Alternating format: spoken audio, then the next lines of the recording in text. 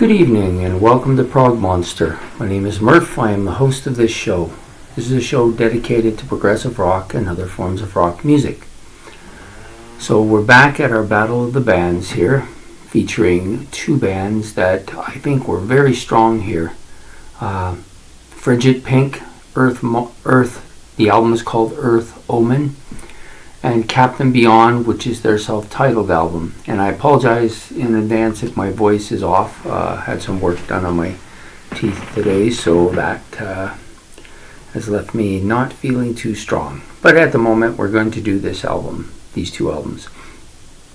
For those of you who don't know what this battle is about, just my friend Ben has picked a couple of albums. Well, actually, he's picked 32 groups and matched them up against each other in what we call the Battle of the Bands here. And the two bands that we're doing the battle with today, Frigid Pink and Captain Beyond, are both pretty strong albums, I think. Frigid Pink's Earth Omen will go first. It was both albums came out in 1972. Captain Beyond was even more specific. Came out in July of 1972. Frigid Pink is a band I think is pretty heavy band, but has some different elements to their music. There are some bluesy elements to their music.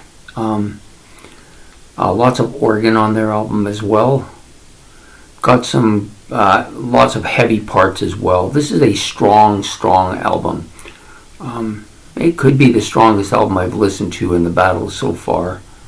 Definitely very, very good. Some very good tracks on it. Nothing below a 6 that I give out. And it starts out with a very strong track with this Miss Evil.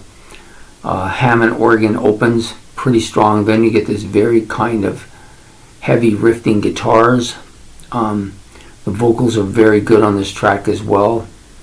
And there's a kind of a keyboard solo towards the end of the song, which I think is really well done.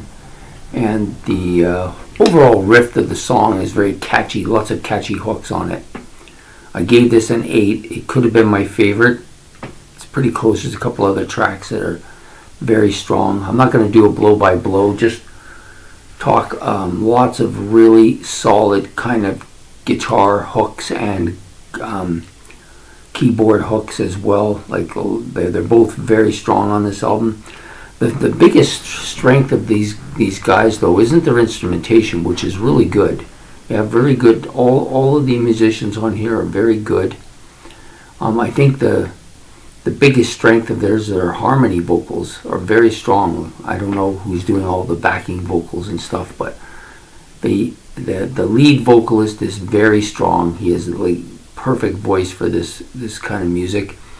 But the two guys, or the guy, or whoever it is that's doing the backing vocals, do a really superb job in harmonizing with him.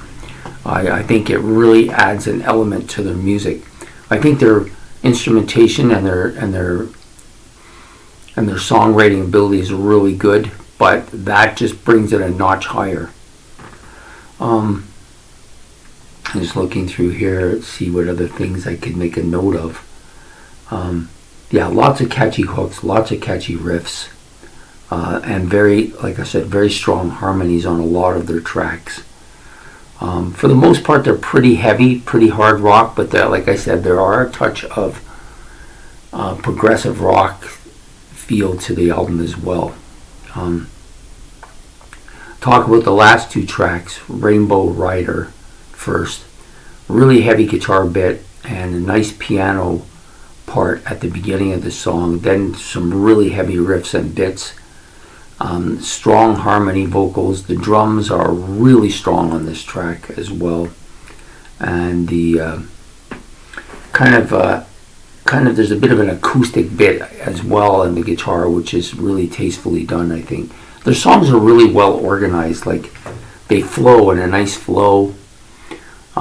All the solos fit in. They don't sound out of place. It's like really, really well organized and orchestrated music here, I think. The last tune may be my favorite tune on the album. It's definitely right there. Sorry, I just knocked all my notes flying. We have, it's called Mr. Blood. Very heavy guitar riff to open. Nice bass and keyboard support. So like a strong backing support here. Vocals are really strong. I think it's just a well done, well put together song. Maybe the best song on the album. But there's no bad tracks here. Everything is really good. The one track I wanted to talk about, Lazy Day. It's got a strong kind of lead and backing vocal part to it.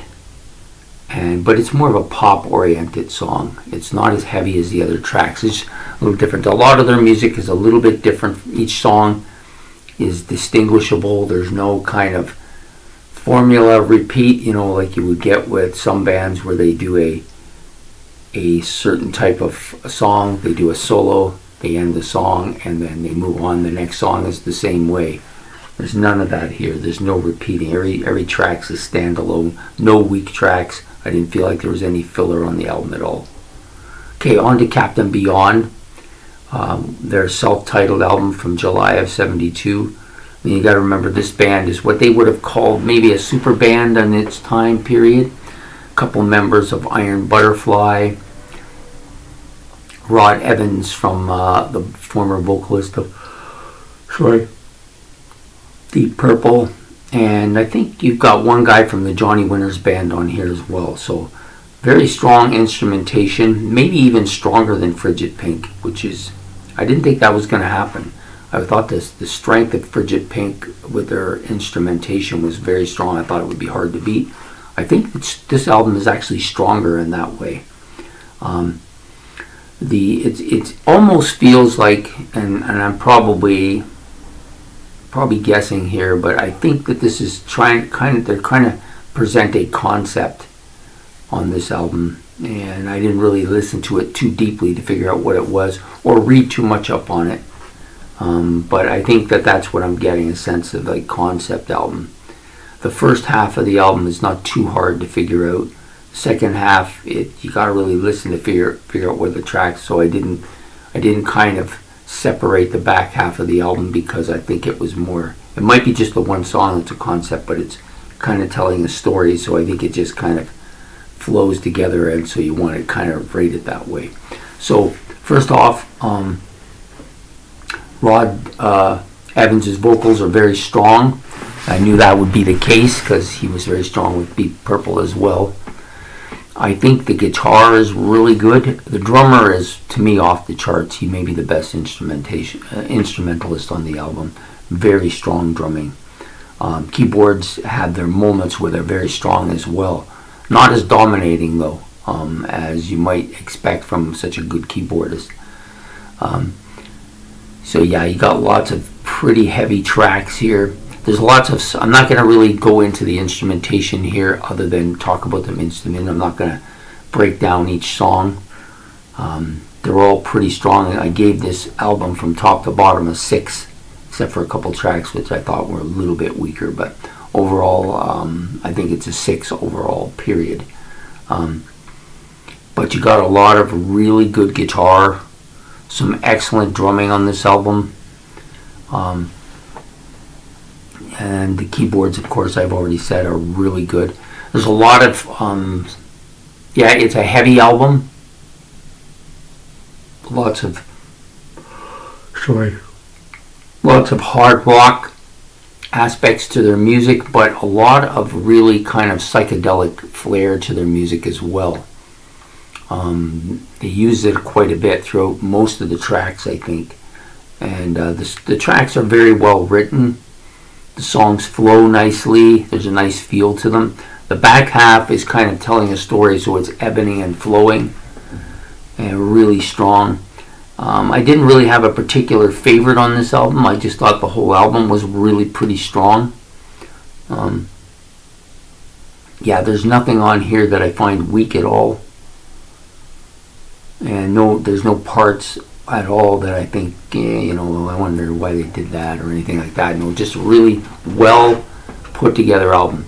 So the biggest difference between the two is that the Frigid Pink album came clear. It was clear, really good production, and a pretty strong, solid heaviness to the album, and it was loud enough that I could really appreciate it. I didn't find it as much on the Captain Beyond. I think the production was pretty solid, and the sound wasn't too bad, but it sounded a little bit distant. It wasn't as loud as I would have liked it. I think that hurt it in this battle as well.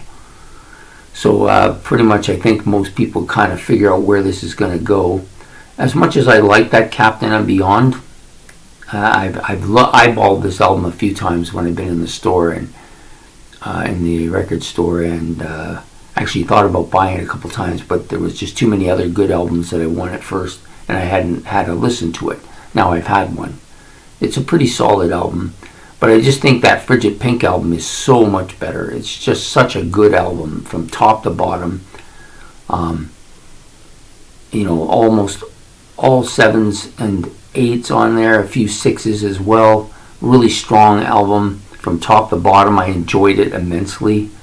Maybe the best album that he's given to me for this battle so far.